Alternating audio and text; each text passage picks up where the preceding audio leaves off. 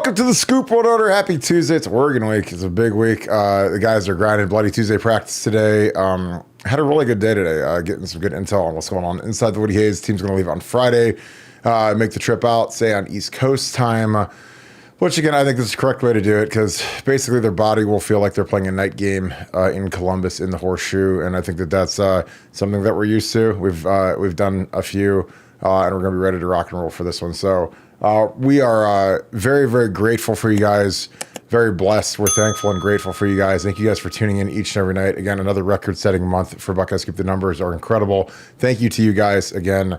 You guys are the smartest group of Ohio State supporters watching the show every night. Again, I get amazing compliments.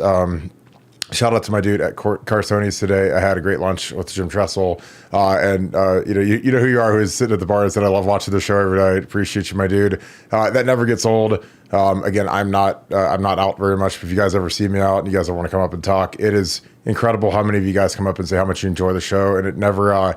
It's something that we take very seriously to put out a good product for you guys. So again, we appreciate you guys. Again, we work hard to make sure that you guys have good entertainment every night, and again, we work extremely hard to try to go 7 days a week. And I think we've missed like one in the last 4 or 5 months. So doing pretty good. But again, if you guys enjoy this content, please leave us a like.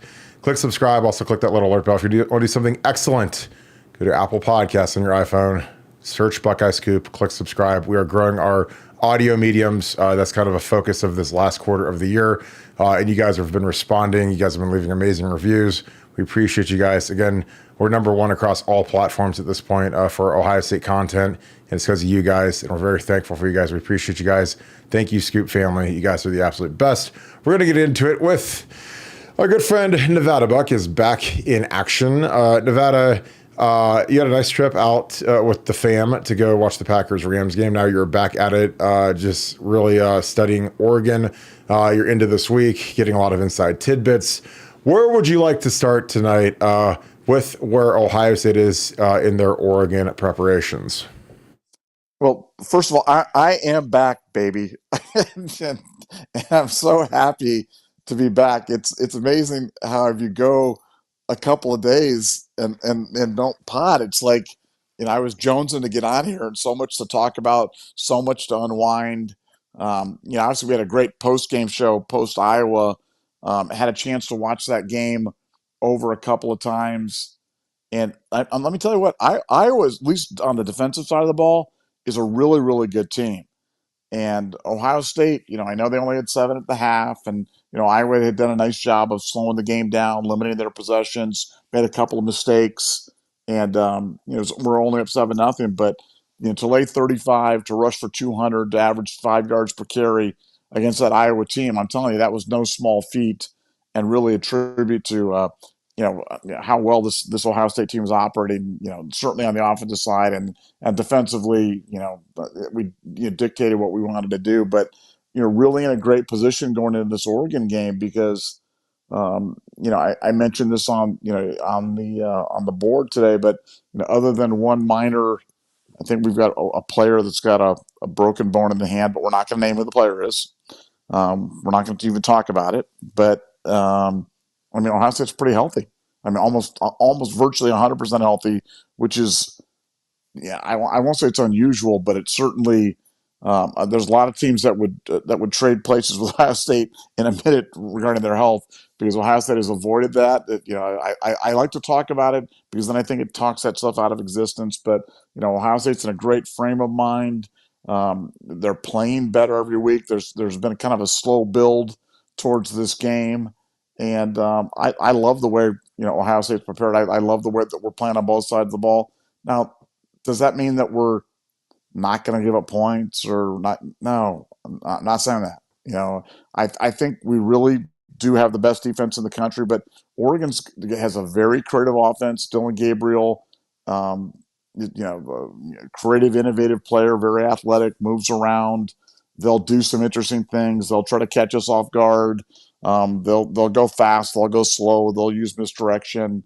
And we're going to have to be disciplined. And if we are, we should, we'll be fine. And if we're not, we're going to be running around for a little bit. So it's going to be a great college football game. Biggest game in the history of Autzen Stadium by far.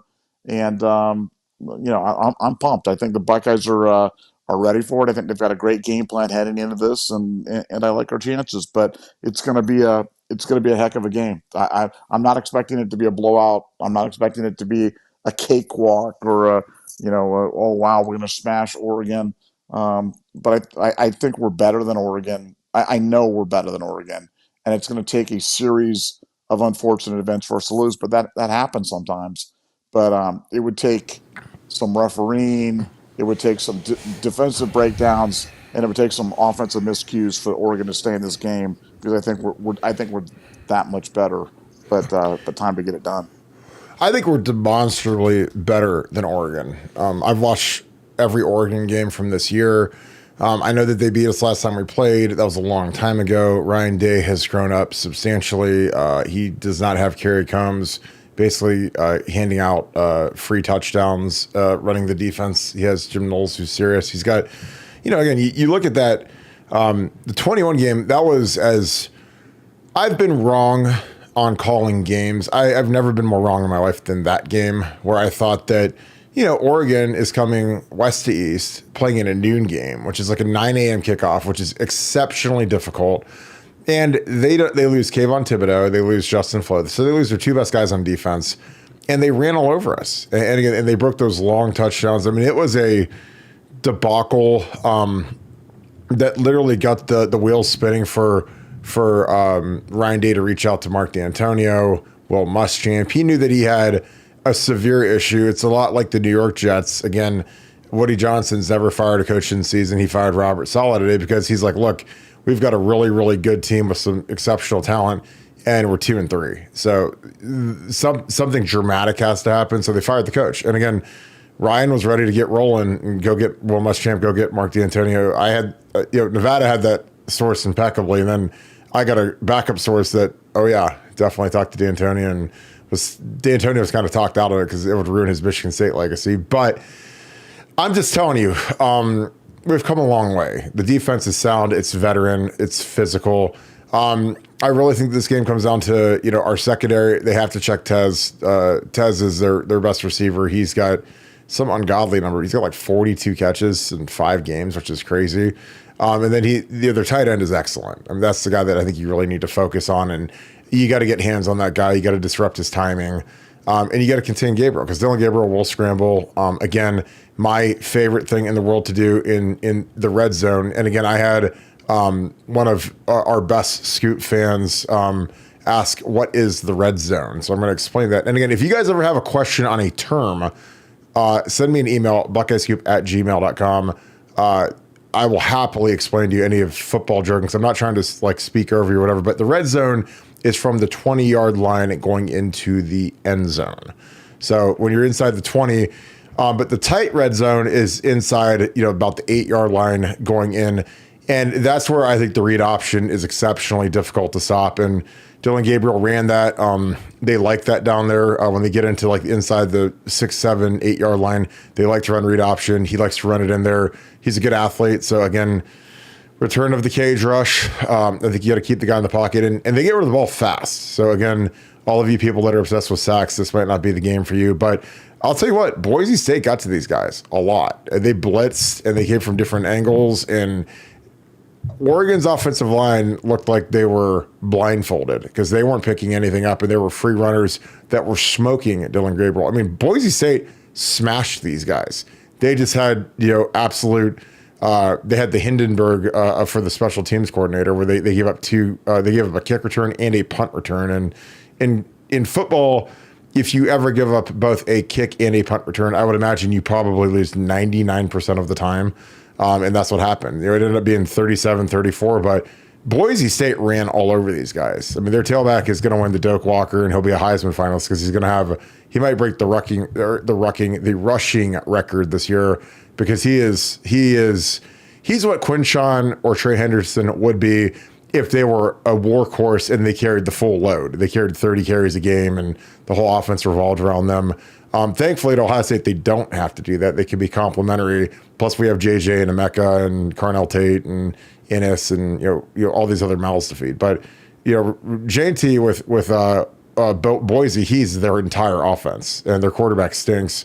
but he ran for 7.7 a carry. So you have to ask yourself, do you think Boise State is better than Ohio State? Boise State went to Altson. They were unranked, and they ran for a ton of yards on these guys, and they played with them. Again, and if they didn't have two special teams, disasters, they win in Altson. So again, I'm very confident. And again, I might look back and look like an idiot if we choke it up, but I don't see how we're not better at these guys across the board. Like I said, the only position that they are absolutely better than us is tight end, and that's the most worthless position on the entire field, in my opinion, because it's usually one or two guys rotating in. So if you got to give that to the other team, if you say, hey, Kirk, you have to have a team that's got one position that's much better than ours, and it's tight end, I'd be fine with that. But Nevada, where are you at? Because again, I'm going to break down some of this Oregon tape versus Boise. Because again, I've watched a lot of tape, and I really love what Boise did. And again, this is stuff, when you get shredded by somebody, these are plays you're going to see over and over again. And Ohio State's going to watch this Boise film and say, yeah, these are the guys to attack. These are the guys to go after. What are your thoughts? Well, I'm going to state the obvious, first of all. The transitive property of A is better than B and B is better than C doesn't necessarily work in college football because, as we've talked about many times, Oregon was probably, sleepwalking a little bit against Boise, not expecting them to be the, as formidable. That won't be the case this Saturday. The Oregon team will be as jacked as they can possibly be. The crowd will be as jacked as they can possibly be. This is their Super Bowl, everything rolled into one for Oregon. They're welcoming to the Big Ten. Everything's on this game for them. So we're going to get an effort that is substantially better than what they laid down against Boise. But look, Oregon struggled against a number of teams this year. So I think it's, to me, if it was just Boise, I think it'd be a little bit of an outlier. But it's been a number of teams that they've really struggled to put away, and like I said, that's why I think it's going to take some weird stuff to happen. Now, again, I've watched enough football to know that weird stuff does happen. So you never say never, and there's certainly good. Gabriel's experienced enough. He's not a freshman, and he's a guy that's got 40-something starts under his belt. I think he's got more starts under his belt than Will Howard does. So this guy's a very very seasoned quarterback. Has seen a lot of things, but I just think that this Ohio State team is really good. I think people are starting to clue in on that right now. Even some of the detractors, the Greg McElroys, the other guys, they're talking about how, he was just stunned about how good the Ohio State offensive line is and how he had seen that as a team weakness and now it's a team strength. And it's like, hey, it's almost like we've been saying that during the entire offseason.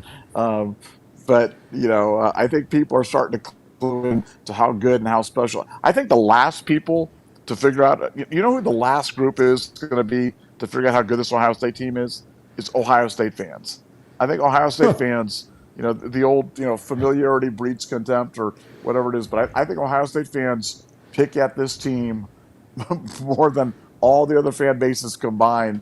And, I think I don't know what it's going to take. I don't know if it's going to take them running the table or whatever it's going to be, some impossible task for them to clue in. This is a really good team. The season's 30% over.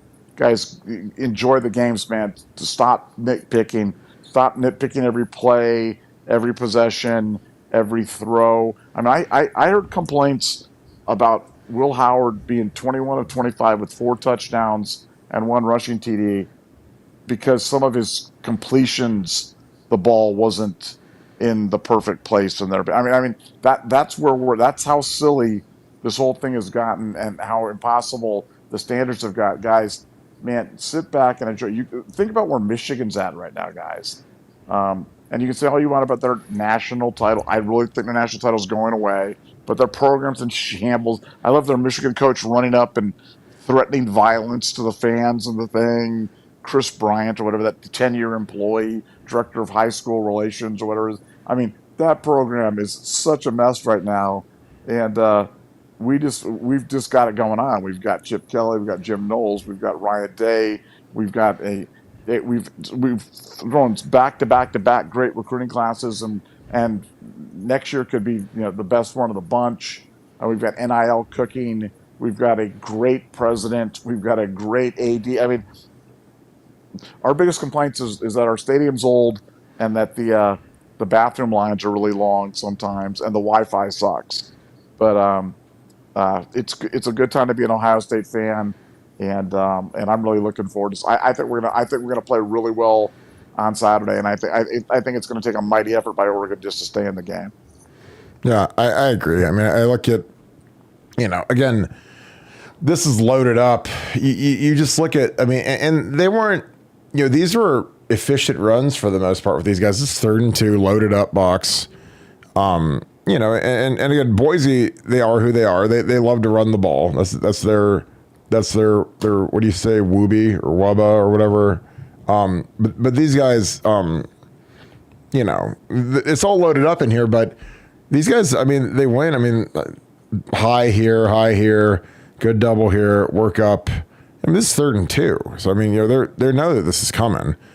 And, I mean, Gash, and again, this guy broke more tackles than anything I've seen. I would love to make these guys tackle Quinshawn, especially because Quinshawn's like a barbarian when he runs, and he just tries to kill everything that moves. But, these guys, again, here's another 4 or 5 yards. I mean, it's just consistent. It wasn't like he got 7.7 because he had 2 70-yard runs. Like, he's consistent 5, 4, 5, 6. And again, I think that's the recipe to beat these guys, is to just pound them. Again, Oregon, I don't think they're like an exceptionally tough outfit. Again, I've studied them. They were tougher under Cristobal than they are now, in my opinion. Again, I've watched their tape, and when they played us in 21, we kind of shot ourselves in the foot, and we threw a pick, and we couldn't stop their one stupid play they ran where they did a motion, and our guys for whatever reason couldn't adjust to it, and none of our whiz-bang genius coaches could get it drawn up on the sideline that when they went into motion and that little crack to not go with it. But I like our defensive line versus these guys, because again, I know it's cliche, but you gotta stop the one receiver. You got to get your hands on the tight end, and our fronts have to win. This is going to be a great matchup for our offensive tackles versus their ends. This is the best set of ends that they've seen. The one kid, he was the defensive national player of the week. He had 2.5 sacks versus Michigan State. And then like our D-line, this is the best 2 tackles we're going to see all year. So it's going to be a good matchup for JT and Jack to contain Gabriel. They got to get Gabriel on the ground. They got to hit him a few times early. But I love everything about this and how it's trending towards for Ohio State. I think Chip Kelly is going to be a secret, but I think that the guy that's going to win the game is Will Howard. So, Nevada, we're going to do the 5 reasons why Ohio State is going to win. Do you want me to begin, or would you like to begin? Doesn't matter. It's you are the show, so I want you to pick, and you pick whether you go. I'll do the hard one. So I'll take 3 and you take 2. So okay, the first reason why Ohio State's going to, because I know that you're still on vacation, so we're going to let you let you come back slowly and surely. Bless you, bless you, boy. The first reason why we're going to win is I think that we have a dramatically more experienced and better coaching staff. I think that Chip Kelly and Jim Knowles, I think those are humongous advantages. Their experience, their wizardry on both sides of the ball. Now, again, people can say strength of schedule, like whatever. It doesn't matter to me. These guys have been scheming for Oregon all summer. Again, this is a game where, when it's a game like this, you've been working on this game. They've watched those Washington games 100 times each. The main strong opponents from last year, they've studied those games, the bowl game. So these guys will have a good plan for these guys. And, obviously the new quarterback, which is different, but the Bo Nix is similar to this guy. Like, he's a guy that can run around a little bit and accurate. I mean, Bo Nix, I think, was better than Dylan Gabriel, but these guys will have a good plan for these guys. I think that this is the week where Chip Kelly is really going to unleash Will Howard and run him, because we haven't really shown that. So there's some stuff that you haven't shown that you can really bust out here. And again, there's nothing that's more devastating on the road when it's loud than a quarterback who can move the chains with his feet. And I think that that's something that Will Howard's going to do multiple times And plus, you've got Quinshawn, you've got Trey. I mean, these two backs are both better than the guy from Boise State, in my opinion. And you got to unleash them. You got to give this offensive line a reason to be confident, and let them come off the ball and rock these guys. Don't have them shotgun, dinking, throwing it deep like Ryan likes to do. Get in there, run the ball, control the line of scrimmages. Because again, these guys aren't physical up front. They're good, but they're not physical. They're very talented. They've got long, the one end is 6'6", 280, so he's a big, long dude. You can't let that guy get a lot of room. You got to get on him early. I don't think he plays particularly hard when I watch him. And again, I would have these guys short set him, get after him, and wear these guys out. If Chip Kelly called Kirk and said, Kirk, what would you do the first drive of the game? I would go no huddle I would go tempo, warp speed as fast as possible. Everything. I'd walk through it all week and I'd spring it on them because we haven't shown warp speed tempo the whole entire season. And that's what Chip Kelly used to be known for. So again, I would bust it out for the first drive. I would script the first 3 or 4 plays and just say, hey, these are the first 3 or 4 plays. This is what we're going to open up with. This is going to be our first 3 or 4. Now, after 3 or 4, then you can go back to whatever. But I think that, they've got a plan for the noise. They're going to huddle some more, which is what they did this past week. They were huddling a lot. So they'll do that to deal with the noise. But I think you go warp speed, jet tempo, take the crowd out of it, gas their guys. Because, again, their defense, if they win the toss and they defer and their defense comes on the field first, they're going to have all that emotion. They're going to be gassed out. And you could put your foot right on their throat by going fast. Because, again, we haven't shown that. And, again, when you do something you haven't shown that they haven't prepped for, then it can be really devastating for the very first time that you utilize it. So, Nevada, what is your second reason why we are going to beat Oregon? Well, you touched on a number of things there. I'm going to put you down for coaching was number 5, but you touched on everything. But I'm going to go to number 4, which is kind of a sub-segment of what you said, but I'm just going to say Trey and Quinshawn. To have 2 running backs like that, I think the best defense, as you know, you were a practitioner of this, is a running offense and grinding the ball out and keeping the other offense off the field. And I think for Ohio State, it's a good way to it takes the emotion out of the other team. Nothing takes the air out of a crowd more than running the ball down the field, moving it that way methodically and doing that. And the fact that we've got 2 big time backs, it's not like we just have one and you hope he gets in there when the other guy comes in, you're holding on. We've got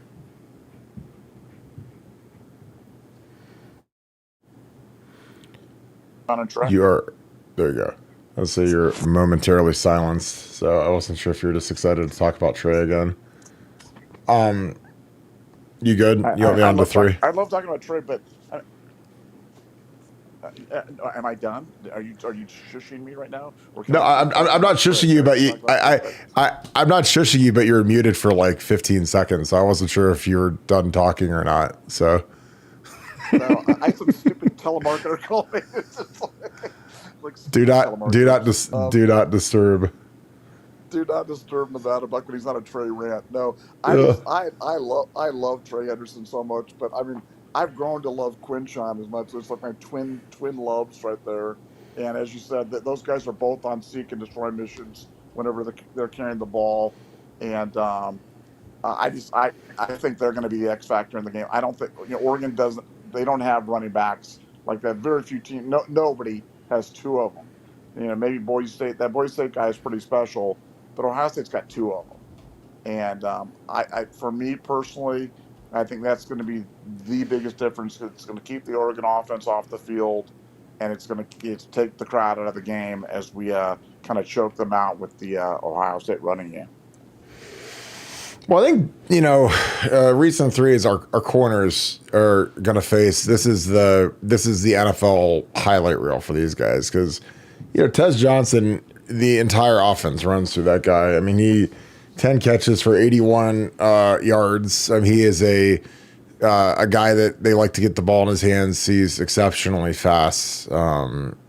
Stewart was excellent. He's not doing as much so far, but this is the game that, when Davis and Igbinosun and Denzel are, they want to go to the NFL. Well, this is going to be the game that the scouts are going to watch. And Denzel, as much as time flies by, he started and played a lot of that game in 21. So he was out there and he was balling as a true freshman out there. I remember I was watching him and I was like, I can't believe this guy's a true freshman and clamping these guys for Oregon. He was maybe the best defensive player we had that there was. It's not saying much, but he played a lot, and so did JT. But I think Davison and Denzel have to be excellent versus these receivers. I think you have to double team Tez Johnson, in my opinion.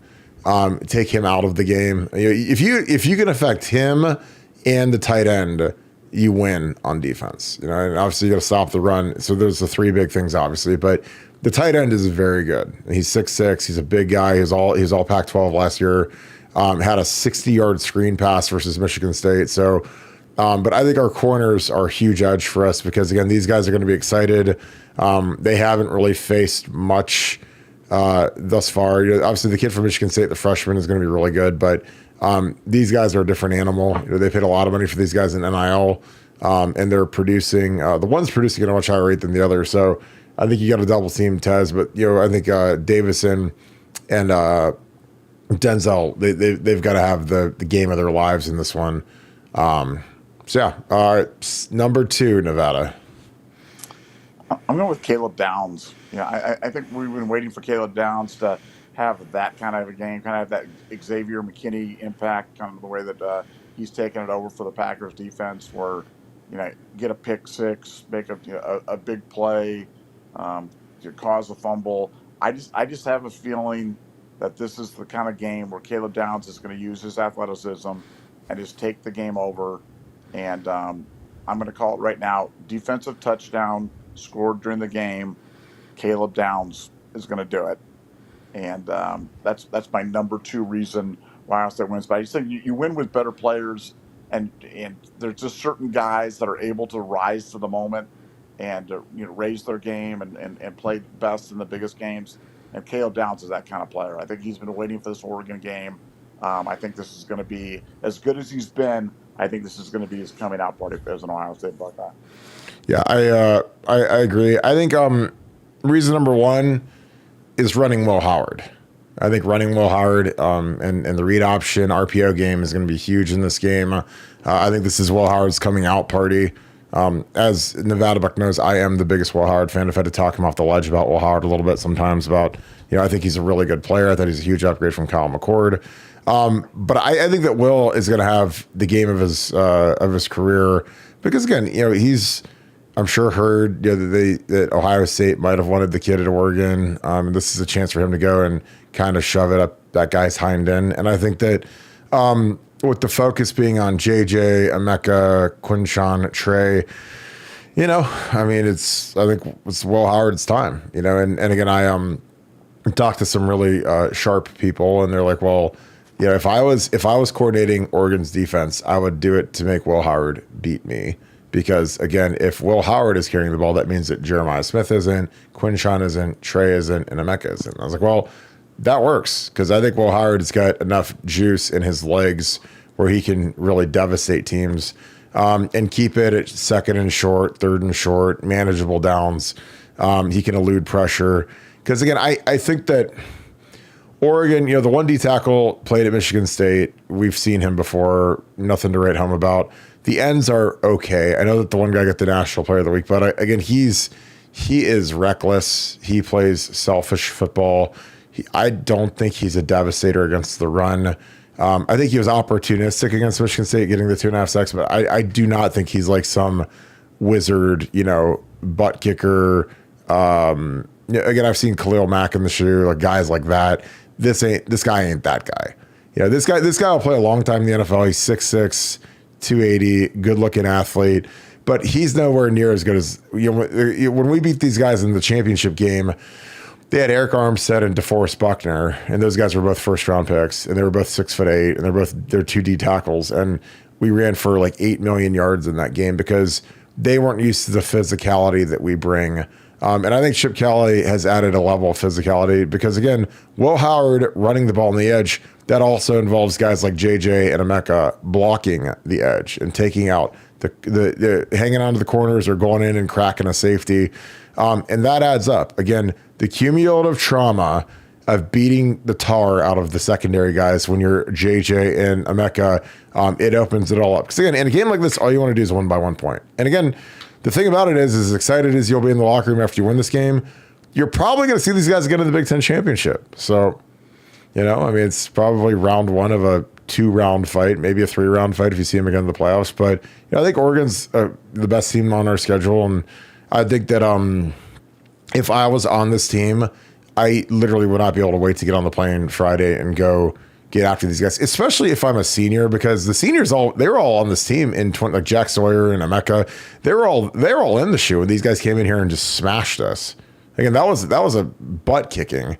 It was like I said, I've been shocked before, but Oregon was very physical under Mario Cristobal. I do not think they're as physical as they used to be.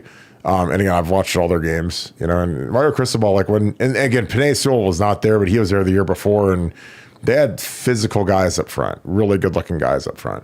And I think that they're good this year, but we'll see how physical they are. And again, if I was our defense, I would pack my physical clothes in my suitcase and my physical hat, my physical breeches, and bring the whooping out. Because again, I'm telling you, this is one of those games where our defense shows up and this thing will be absolute lights out.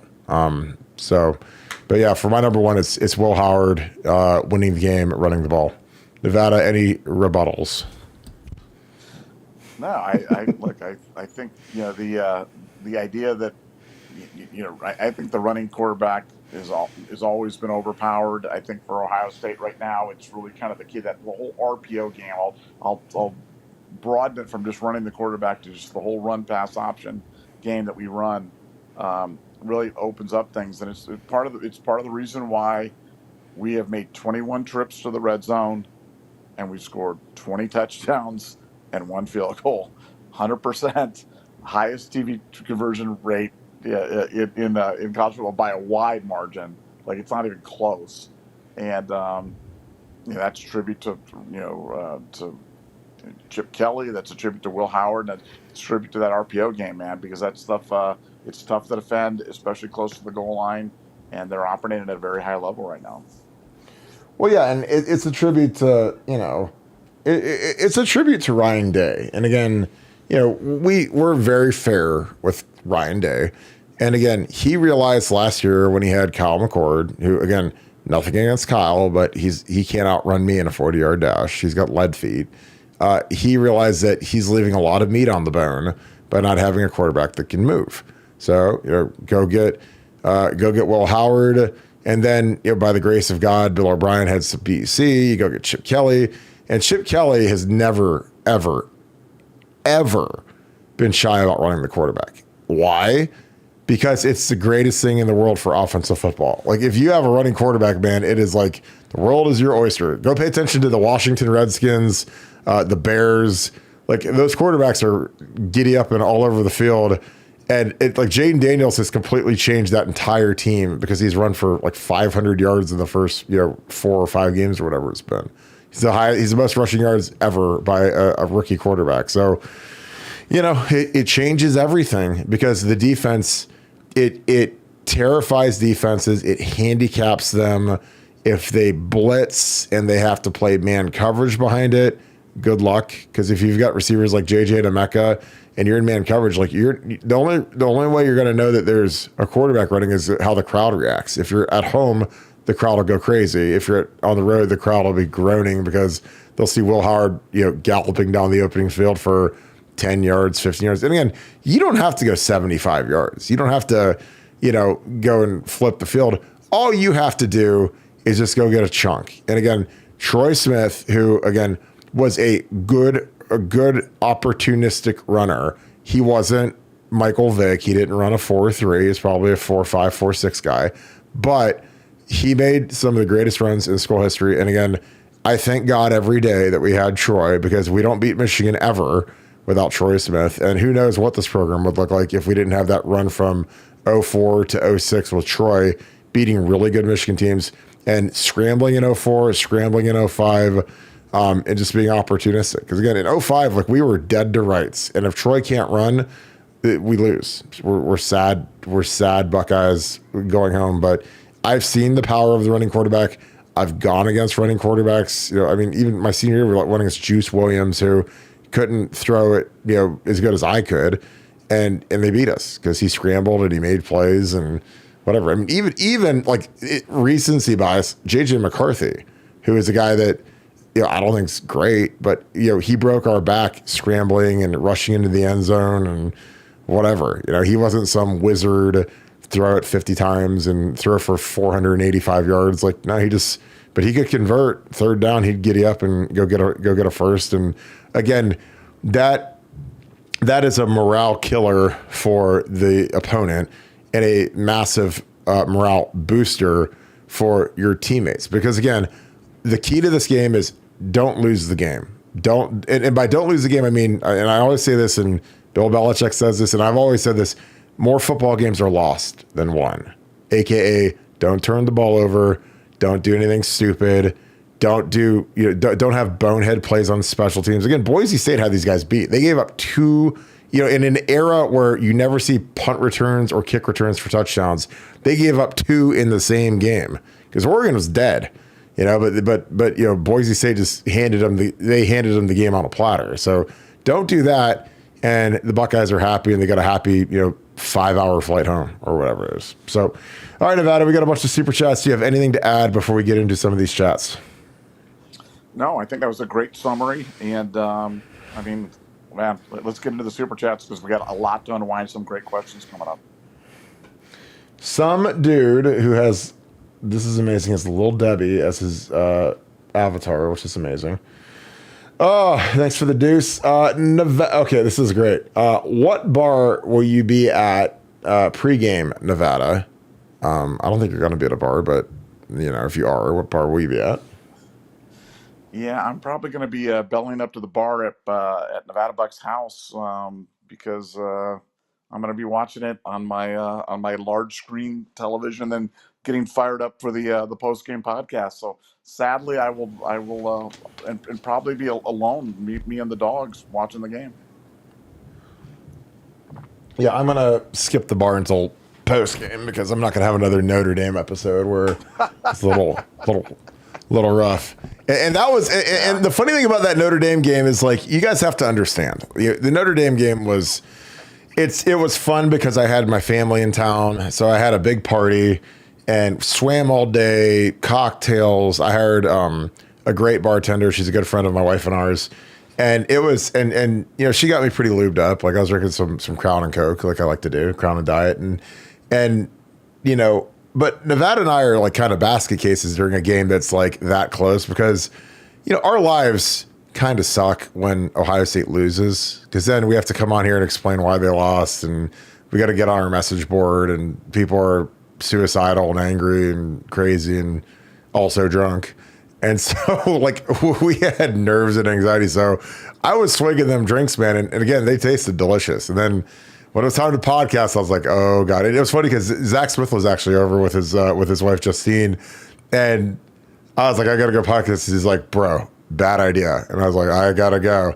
And Zach was right. So I wish Zach would have just tackled me and put me in the sharpshooter and I broke my legs. I wouldn't be able to make it up there. But we tried it. Didn't go real long, but that ain't happening again because again, I owe it to you guys to be in good shape so we can give good analysis. And plus I like breaking the game down right away because it's still fresh in my mind. And then, we do the Sunday show where I've had a full rewatch of it and I feel like that's the best little formula right now. And again, I appreciate you guys. I know a lot of you guys make fun of me and thought it was hilarious, but it wasn't a great moment, and we're not going to do that again. But do love you guys for hanging with me sometimes because again, it's like I tell people when you podcast every single night, sometimes you might go to a happy hour beforehand, but that has been getting less and less as I work more and more. So, but love you guys to death. Ben G, thank you for the 20. How helpful has Coach Carlos Lachlan, been for Oregon prep? How much can a staff change their system when an assistant leaves for a rival? Kirk found out we're expecting another boy in February. Any advice, Nevada OH? Oh, I'll go first on this. Well, first off, congratulations on your son. I pray for health and that your wife has a good, strong pregnancy. Again, we've been very lucky with our 3 sons. So again, it's a miracle. It's the greatest thing in the world to have kids, and I just appreciate you guys sharing that great news with us. So congratulations. My advice on it is enjoy the experience. Do as much as you can with your kids. Obviously, Nevadabuck's been a great advocate. He's older than me. His kids are older now. But he's been, spend a lot of time with your kids. Do whatever your wife asks you to do. Buy her whatever she asks you to ask. Even if you don't have the money, just go figure out a way to buy her whatever she needs and wants. And happy, pregnant, crazy, hormonal wife, happy life, I think is the saying. So, but Kim was a monster through her, not in a bad way. I mean, she just could carry the load, being pregnant. She never really stopped any of the stuff she did. So, but yeah, congratulations. Cause I was, when I found out I was having a third boy, I was like, thank you, God. Thank you, my man. He's got my back. I appreciate you, my dude. Cause everyone was like, oh, you're going to have a girl. And I was like, yeah, I'm probably gonna have a girl. It'll be great. Can't wait. And then it's like third boy. I was like, I got you, dog. Appreciate you. 3 Nikola Jokic is coming right up. How helpful has Carlos Loughlin been for Oregon prep? Well, I think Carlos Loughlin is huge for Oregon prep because he'll know the personnel better than anybody. He'll kind of know what they like to do, but obviously it'll be a little different. I think it'd be different if he was maybe a quarterbacks guy, but as a running backs guy, you know that offense really well. You know the staff really well. You know the coach really well. You know his tendencies really well. So I'm sure he's been helpful, especially with the personnel. Maybe defensively, he can pick his brain. I would imagine that, what Ryan does is probably like what Urban did. Urban used to always have a head coach for every game, basically, that was kind of in charge of the advanced scouting, not the illegal counter stuff, but we always had a head coach for every game, and he would kind of break stuff down during the summer and make sure that we had any ancillary stuff that we could get. So I'm sure Carlos Loughlin was probably the Oregon head coach just because, and Chip too, obviously because his background at Oregon. But he could be helpful. But when you lose a staff member to a rival, I'm sure all the signals are different, and I'm sure some of the verbiage is probably different. But you can't change it all just because one guy leaves. So I'm sure with the helmet communications and the signals being kind of out of the game a little bit now. I think that they'll have totally different stuff because they're not going to let something as easily as Carlos Loughlin, having their playbook affect them. Because again, Carlos Loughlin, I'm sure had, all of his little stuff from his office, and I'm sure all that's been changed for Ohio State week. Nevada, your thoughts? How helpful do you think Carlos Loughlin has been for Oregon prep, and how much can a staff change their systems when an assistant leaves for a rival? And also, do you have any advice for our friend Ben as he's expecting another boy in February? Just if you have a child, may he be a masculine child. I would like to my Luca Brasi from Godfather thing there. Whenever I think that, that's what I always think of. But no, hey, kids are such a blessing. I tell Kirk the only thing better than 3 kids is 4. And yeah, kids are a blessing. Boys are great. Girls are great. They're all great. So congrats on that. As for Carlos Lockett, yeah, I'm sure he'll be, like you said, I'm sure he'll be helpful to a small degree. But this is a perfect segue to I don't want to spoil the thing, but the Counter Stallions claiming that he was helping Ohio State. Maybe we'll do that on another show or something like that. But certainly that's not the kind of head coaching for the day that you're talking about there. And no, I think Carlos Loughlin has been such a shot in the arm to the running back room. And I know this is not really being responsive to the question, but I do want to say this. Getting rid of Tony Alford, wow, what a difference. What a difference. It has the room has a completely different feel to it. The players are playing with a different kind of energy level, and it's been so great to get rid of that guy and get Coach Lockyer, because he certainly is a ball of energy, and it's certainly a guy that has made a big impact on Ohio State. I think he'll be moderately helpful in terms of game plan for Oregon, because you said, a lot of the stuff is going to be different, and it's not like he was there for 10 years. So, um, it's a good game for him. Good game for Chip Kelly getting back down to the stadium. I'm sure there's a lot of positive emotions going on, and just makes a big game even bigger.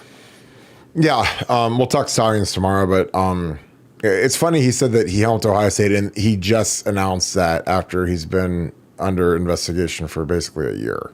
And he just again, if you believe any word that guy says, then you're dumber than he is.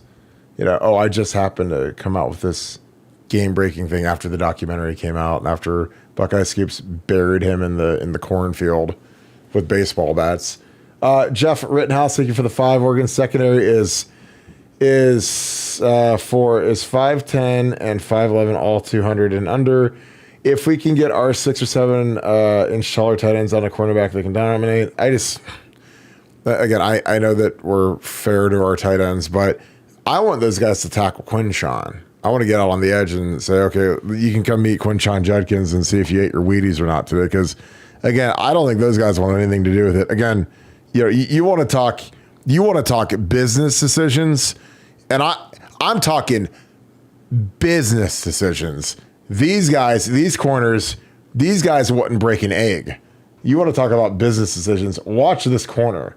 So you got Gene T, who again, I love running backs, and I love physical. I had Beanie, I had Pittman, loved Zeke. I love physical running backs. So here's, this guy again. I'm sure he's probably got his purse in his locker room because he ready to hit him. But it's like, you want to talk about business decision.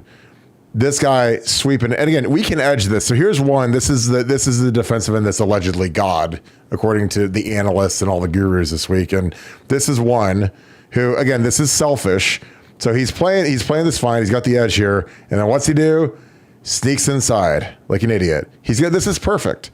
And then what's he do? Selfish. Sneaks inside, and and this great running back GT gets the edge. So you're hooked because you're an idiot.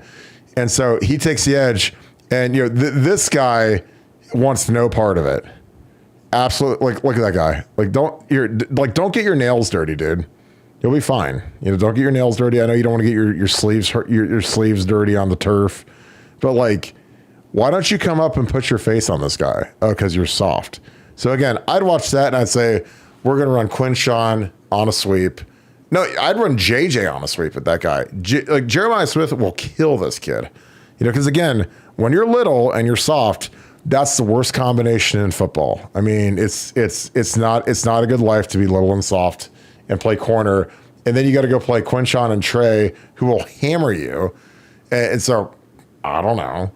Does that kid look like he has any interest in tackling? Because again, I've always said, corners are terrible tacklers at every level of football. You want to make the corners tackle.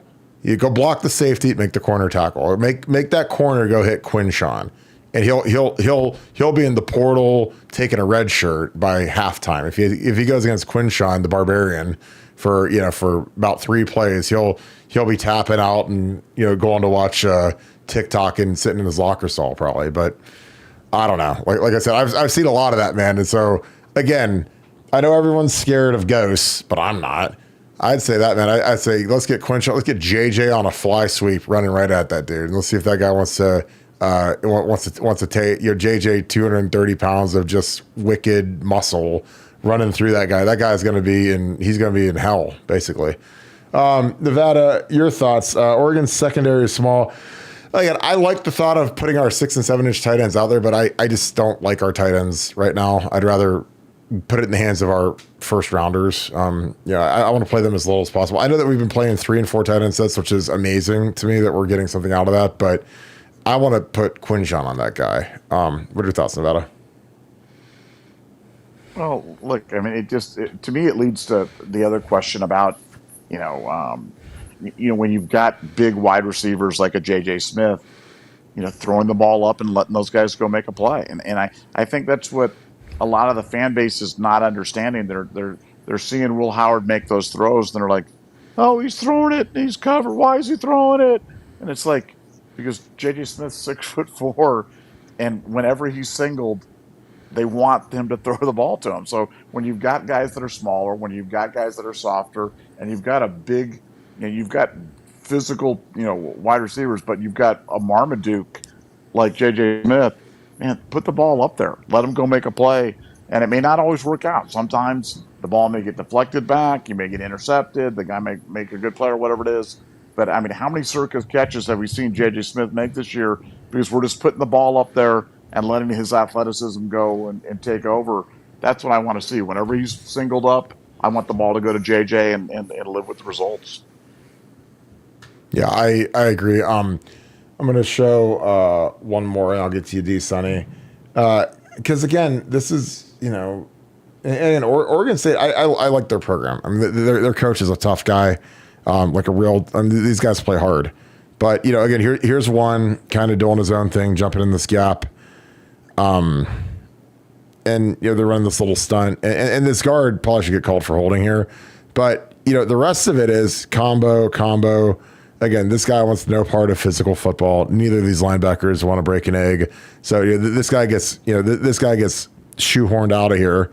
So you got this, and this back hits the gas, and 5 must run a 4.8 40. Because watch this back. I mean, are you kidding me? So again, like I know that they're the big bad wolf and everyone's scared of him like they're It the Clown and you live in that little small town, but I don't know. Like I would kill to play that secondary because I don't think that secondary it ain't our guys. If I was Ryan, Ryan Day and I'd be like, look, you guys go against better guys in practice. So don't ever forget, like we've got Denzel, we've got Davison, we've got Caleb Downs. Like, do you think that safety's in the same universe as Caleb Downs? Come on, guys. Lathan's been fantastic. If the only thing that stinks about having Caleb here is I really feel like people don't realize how good Lathan is because everyone's obsessed with Caleb. But again, that's a great problem to have. Is this is probably the best safety duo we've ever had because Lathan has been outstanding this year and he's punching the ball out. Great leader, a guy that easily could have been a captain. Him and Donnie probably are if you had to go 6 captains, those are probably the next 2 guys up. But I'll tell you what, man. Like I watched this defense and. Like, again, go watch this Boise State game. And, again, I know that Oregon probably wasn't up for this game and whatever, but, when it's 27, 20, like, you better figure out a way to figure out that Boise State isn't just going to roll over and die just because you guys have 75 different uniform combinations and Phil Knight, bankrolls your team. D. Sunday, thank you for the 5. Some project we will play Oregon twice. I would absolutely. If you put a gun to my head and said predict the Big Ten championship game, I'd say Oregon and us for sure. Why in football do they say it's hard to beat a good team twice? Doesn't the winner learn as much as the loser? I think it's a motivation thing. I think that you've seen Georgia and Alabama play in the SEC championship game, then play in the playoffs or the national championship game or whatever, and whoever wins the SEC title then turns around and loses in the championship or in the playoffs. And I think it is it's a motivation thing. And sometimes teams, if a team wins going away, like Bama did versus Georgia the year they had JMO, JMO obviously tore his ACL and wasn't able to play in the next game, and Georgia won the next game. But I think it's a motivation thing. I think that obviously the team that loses will have a pretty good edge to them, and they'll want to revenge and plus whoever loses this game is going to get beat down by their community because that's what happens in college football. So I think that is it hard to beat a good team twice? Yeah, but it's all in your motivation. And again, I think that this game's important, but it's not the end of the world if we lose it. Which I don't like to say that, but it just kind of is what it is. This is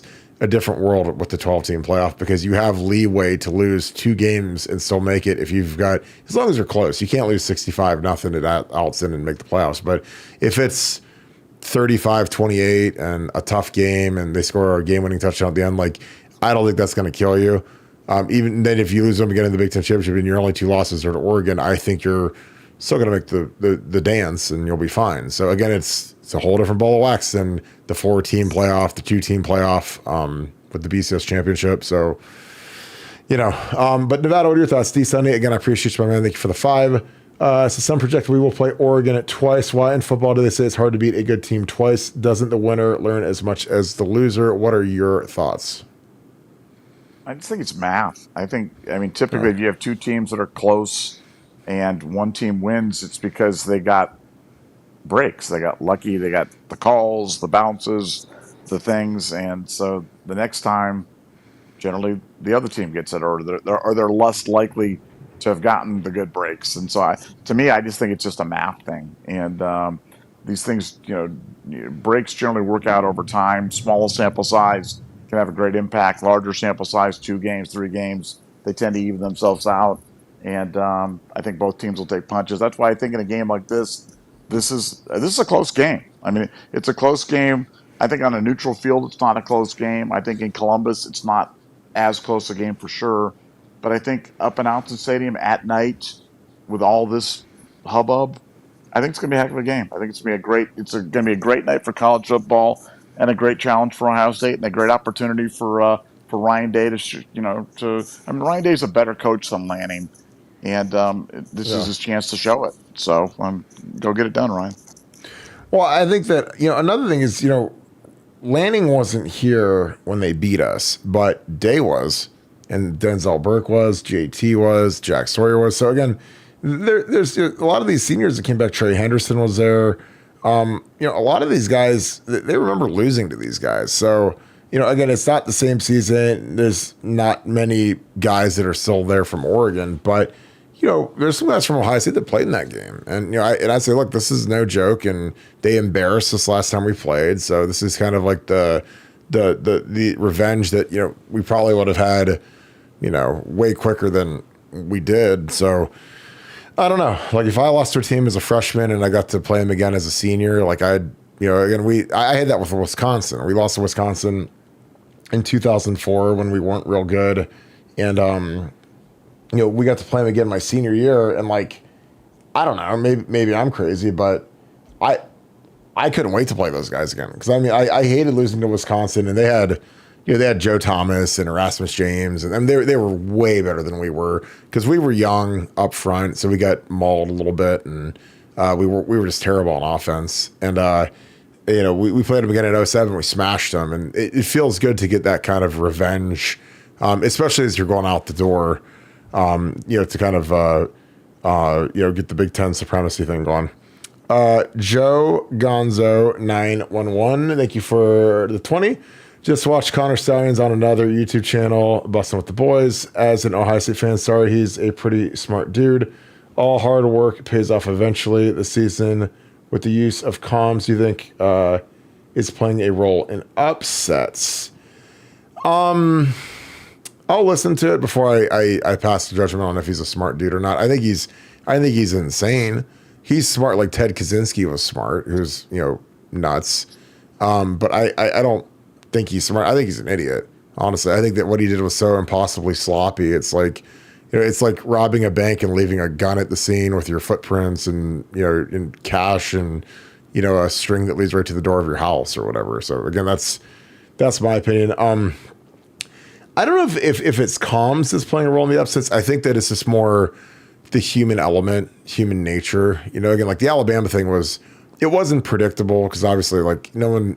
I mean, I'd never bet on Vanderbilt against Alabama, and I won't for the rest of my life. But, when you've got a team that is the toast of the town, number one in the country, everyone's feeling great. And then you've got little old Vandy sitting over there, and they've got no chance. And they got a little dinky stadium and whatever, and it's under construction. It looks terrible. And, they walked into an inferno and they lost. So I think that the transfer portal has evened out rosters because a lot of these kids that used to be kind of locked in cages for their entire careers because they weren't good enough to start can now go elsewhere and start. So I think that when you lose some of your depth from the big schools and they go to the little schools and they play, and again, like the quarterback from Vandy's, from New Mexico State or whatever, like it balances things out so that kids aren't stuck anymore, and then it levels some of the rest. Now again, Alabama's roster is still much, much, much better than Vanderbilt's, but I think that helps when you've got less of a talent discrepancy. And it can go the other way too, because this is the most talented Ohio State team I've ever seen. But they still lost guys that are in the portal and went elsewhere. And if you, but I think that it's the portal's helped with the upsets. Nevada, your thoughts again? Jay Gonzo, thanks. 911, thanks for the 20. Appreciate you, my friend. He says, watch the Connor Science thing on another YouTube channel. I'll watch that just to see what the moron has says. As an Ohio State fan, sorry, he's a pretty smart dude. All the hard work pays off eventually. This season, with the use of comms, do you think is playing a role on upsets? What are your thoughts, Nevada? Well, look, on the Connor Stallings, the Connor Stallings is a pathological liar. So, that is a fact not in dispute. The idea for him to get, for him to have said so many of the things, but I picked the signs from watching the television thing is just a lie. It's not true. It's never been true. For him to get up there and say that was, that's a provable lie. For him to talk about, the other things are just like, unbelievable, but that one was a provable lie. And so I don't really take anything. I really think I do think he lives in some sort of alternate reality that he's kind of invented for himself, because the kid's clearly got some psychological issues. So now I'm not sure if he's smart or what, but I do know he's a liar. As for the comms, maybe that's even it. I just think that with the Alabama one being the big one, Saban's not there anymore. Kalen DeBoer's not Saban, and Alabama coming off a big win against Georgia, and then laying an egg the next game. It's not like we haven't seen that before all over college football. We've seen it at Ohio State before. So I think stuff like that happens. Saban's gone. And like you said, the transfer portal, you've got some decent players. Everybody's got some decent players. And I think you're going to see more and more of that stuff across the board, because I don't think there is a super team this year in college football other than Ohio State. And I'm not even sure if Texas is a super team. They're really, really good, but I think they're just a notch below Ohio State. I think Ohio State's the team this year. Oh, great. All right, Nevada, this one's for you. Quinn Tucky, thank you for the 5. Nevada, how are you liking Jeff Hafley as the coordinator for your pack? You probably like him a little bit less than that safety. Yeah, I got mixed feelings about Hafley. I like that we're getting a lot of turnovers, and that's obviously great. And Xavier McKinney's been one of the most impactful signings ever for the Packers. Just a force of nature back there from a safety spot where we weren't getting anything. But our defense isn't great. This is not a great defense for the Packers. And we're not getting any pass rush. We're not getting anything out of Rashawn. And I like Rashawn Gary, even though he's a Michigan guy, but he has got the bag from the Packers and hasn't done anything. And between not getting anything out of him, Preston Smith being old, the Quay Walker, the middle linebacker, being dumb and not. He's the middle linebacker of the team, and he is dumb as a bag of rocks, man, and just runs around out there, doesn't do anything, jumps on top of the pile every now and then. So I'm happy about the turnovers. Let's put it that way with Hafley, but I'm not sold on that Packers defense at all. You said he's just dumb. It's like he's just dumb. He's just dumb. I love that. All right, Tom Gombar, thanks for the 20. Appreciate you, my friend. We run for over 200 yards and win 38-24. Also looking ahead, if Army wins out and beats Notre Dame, you think the CFP would put them in as a top group of 5 team over someone like Boise? Would be great for a service academy. I would love if Army made it in. I think it's great. Nobody likes to play against Army or Navy because they run the triple option and it's miserable to go against, but they are tough. I think they'd put them in. If Army's undefeated, there's no doubt they wouldn't get in. Again, they are terrible to go against because of what they like to do on offense. Like that triple option where they cut you every play, and kids aren't used to playing against that kind of stuff. It's like it's just it's unrelenting. But again, that's just my opinion. Nevada, your thoughts, and Tom, thank you for the 20. This is a great question. He believes we're gonna win for over 200 yards and win 38-24. I like that score. Also, looking ahead, if Army wins out and beats North Dakota, do you think the CFP would put them in as a top group of 5 team over someone like Boise? Would be great for a service academy. What are your thoughts, Nevada? Yeah, first of all, I do like that score. I think that's. Yeah, I mean, I probably have it a little lower than that. I'm probably like. I mean, I don't want to give up my score prediction, but I'll probably be a little bit lower than that. But I think that's a pretty good prediction. Yeah, I mean, so you're saying if Army goes undefeated, would they get in there? Absolutely. I mean, I think that they'd have to. Yeah. And again, all the the magic of the Service Academy and everything else. I think the pressure would be on to put them in there, and I think that'd be great for college football. I like it when the Service Academies are good. I love when Air Force was good all those years. Those were fun teams to watch. Yeah, I agree. Ranjit I hope I get this right. Ranjit Sori, who's a Pink Floyd piano cover artist. Follow his YouTube. That's pretty cool. Thanks for the 10. Where would you rank OSU's current coaching staff? The 12 most important coaches and staff versus the rest of the nation today, as well as versus previous coaching staffs. I think this year's staff is the best that we've ever had. And I think it's better than any other staff in the nation just because of the 2 coordinators. I think Jim Knowles is excellent. I think Chip Kelly's the best offensive coordinator. I don't know. You could maybe argue Mark D'Antonio or one of those guys as DC because he got the big ring. Halfley, Fickle, whatever, Chris Ash, the guys that won championships. But I think Chip Kelly is the best offensive coordinator we've ever had. And I think that Jim Knowles is in the top 2 or 3 of my lifetime that we've had in terms of what he inherited to what he's turned our defense into. I think it's the best staff in the nation. I think it's the best staff in Ohio State history. It's my opinion. But again, I wouldn't trade it for anybody, especially if you said, Kirk, you got to reorganize the entire organization. And outside of hiring a real tight ends coach, I don't know if I'd move on any of these guys. What are your thoughts, Nevada? Yeah, I mean, I think when you're talking about history, you have to go back to like that '68 staff that had I think it had Bill Mallory and Lou Holtz, and I mean there have been some epic staff in the past. Alex Gibbs, yeah. Just in terms of the modern history, yeah, I think this staff it's certainly, in my opinion, the best staff in the country.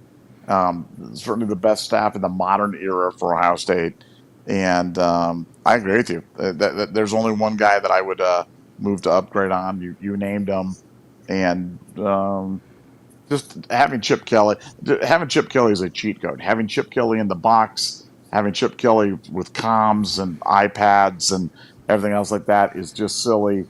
And I don't think it's a coincidence that all of a sudden the Ohio State offense starts running at such a remarkably high level, seemingly out of nowhere. It's the Chip Kelly is worth every penny we're paying him, and he's a bargain as far as I'm concerned. Yeah, he is an absolute godsend for Ryan Day. He's made Ryan a better head coach. He's made our staff again. Our receivers block now again.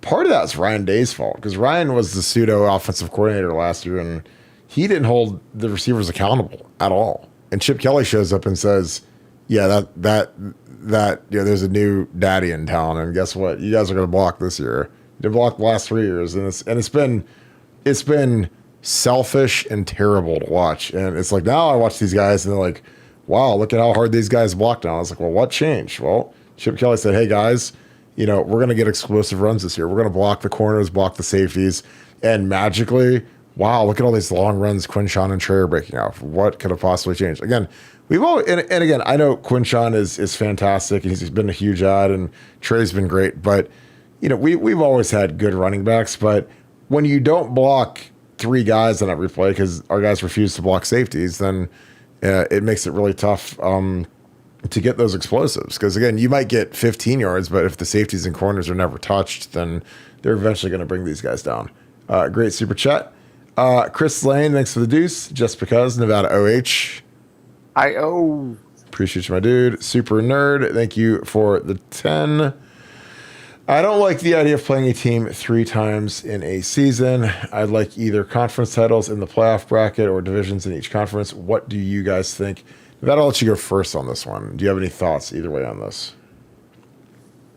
Well, I mean, I'm I don't know. I've just got mixed feelings about this whole expanded playoff. I really do. So I'm going to talk out of both sides of my mouth. I like it on one hand, um, but I said this in my uncomfortable truths this week. I don't have that same pit in my stomach this week before the game because we can lose the game and it's not the end of days. And I'm not sure if that's good or bad. And so, um, yeah, I think going to this expanded playoff where you could play a team certainly twice, or you could go to we could play Oregon 3 times this year.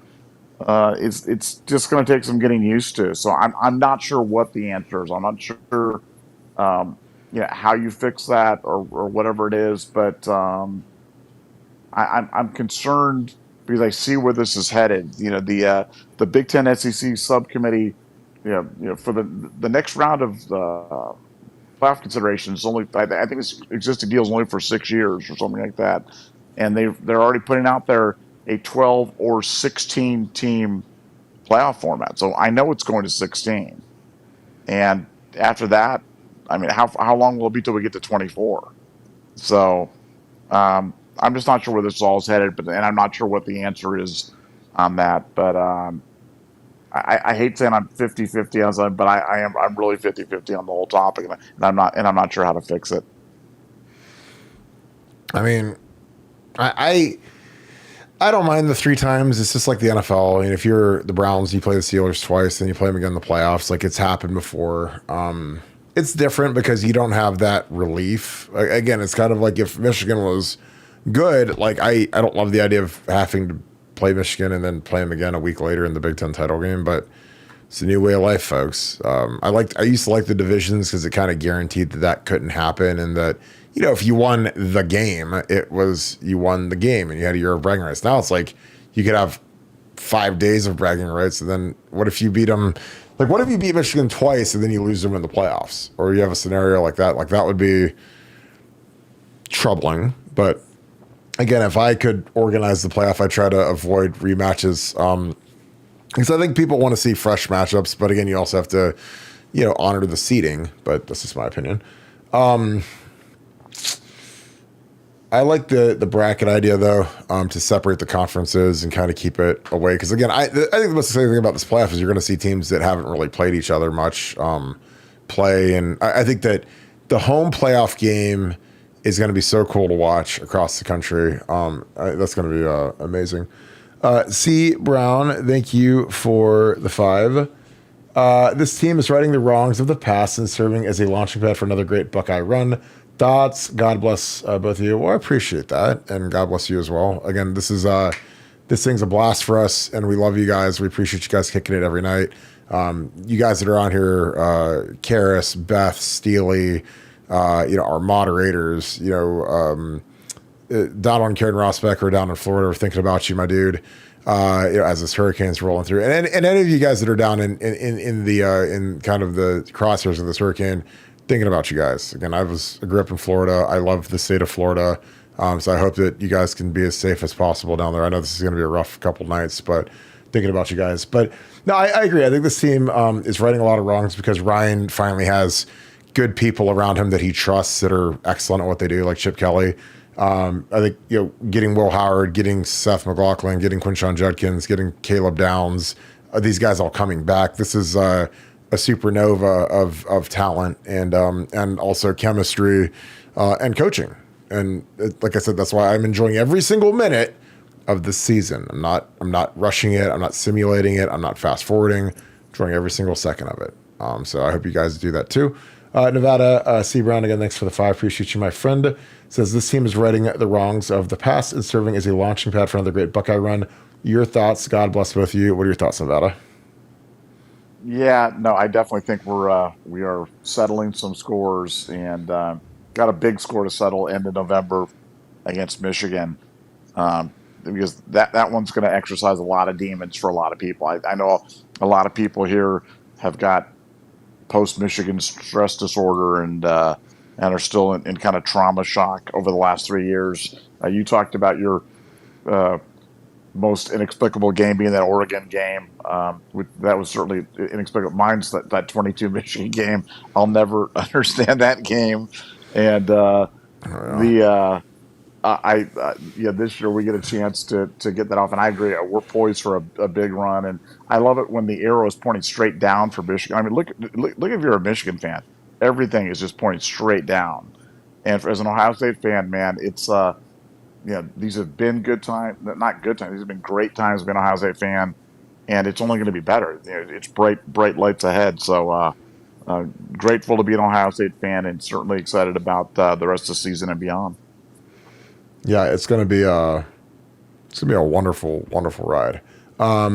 Nikki Buckets, thank you for the 5. Appreciate you, my friend.